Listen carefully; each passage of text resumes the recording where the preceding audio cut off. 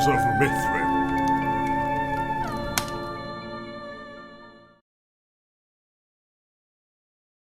Skeleton Crew, read by Lorenzo, Part 7, Hot Pursuit. The chill air hit them with a sober solemnity. As they continued to row, they held a close eye on the ship to try and keep their bearings and stay on course. Looking back to the island for a moment, though, they saw other lights spring up. At first it appeared to be from the island itself, but no, it was... "Ahoy there!" a cry came from the ship as they neared it. "Ahoy!" Derville called. "Throw us a line!" There was a pause as a figure up on the deck appeared to be counting them. "Where are the others?" the voice came again. "Back on the island," Derville shouted. "We can explain. Did you get the supplies?" Elvin looked down into the boat. They had indeed brought back several bottles and at least one barrel. "Some," he called up. There was a sound of cheering from the deck. His heart fell. "We need to explain, though." But they could not hear him. The applause was too loud. Ropes were thrown down and the boat was winched up. "Where is the captain?" Elvin shouted, leaping from the boat onto the deck. "I'm here, Lieutenant," the captain called as she made her way through the crew with a broad grin on her face. "And congratulations, we'll make sea dogs of you yet. Now bring that haul on board and we'll get ready for the other..." "Captain," Elvin panted, bending double and catching his breath. The pain in his back was all the worse for rowing back so hard. Derville and Ducky helped him to stand straight. Something in the panic of their faces got through to her and she called for quiet from the crew. "Captain," Elvin continued, "it was an ambush. At least half a dozen of the crew were dead, including the first mate." Gasps came up from the sailors. The captain looked sternly at Elvin. "And how did you three survive?" She held his gaze hard. "I'd not known that soldiers ran from a fight so easily." "It's not like that," Derville protested. "They came out of nowhere. They missed us, but we couldn't have stopped them. There were too many." "So you ran!" Shouts erupted from the crew. "Shut up!" Ducky roared. "Or they'll all be dead!" The whole deck fell silent. Ducky pointed out to sea. In the distance, the faint, flickering light could still be seen. "Do you have a spyglass, Captain?" Elvin pleaded. The captain duly pulled a small telescope from her belt and looked out in the direction Ducky was pointing. She looked back at the three of them. "We can still save them," Derville implored.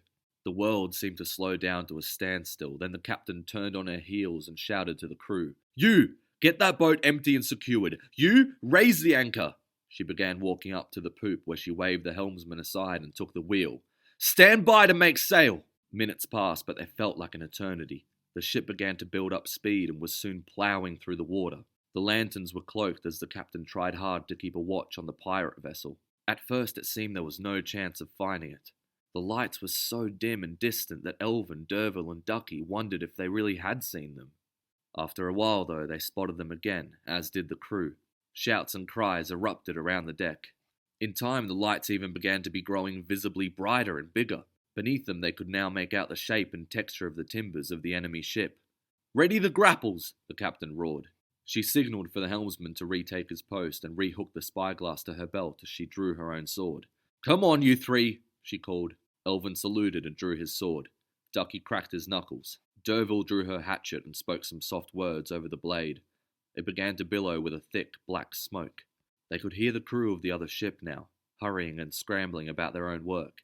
They did not seem to be fully under sail yet, though, a matter that the captain was ready to take advantage of.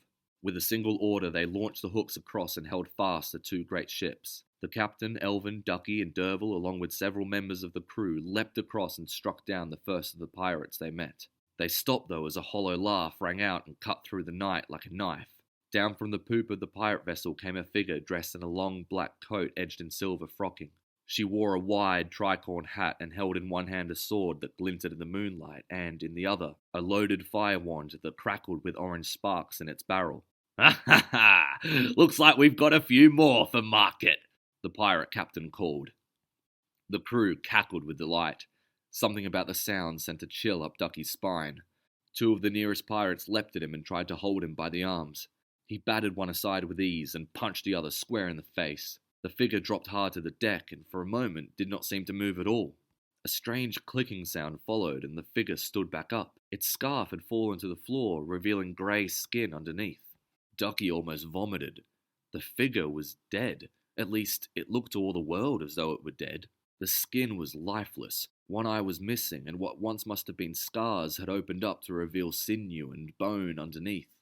The zombie smiled at Ducky, then punched him hard in the face, sending him stumbling backwards. "Ha! Welcome aboard!" said the pirate captain with a laugh. Then, turning to her own crew, each dropping their scarves to reveal their dead faces to the cold night air, she cried, "Get 'em!"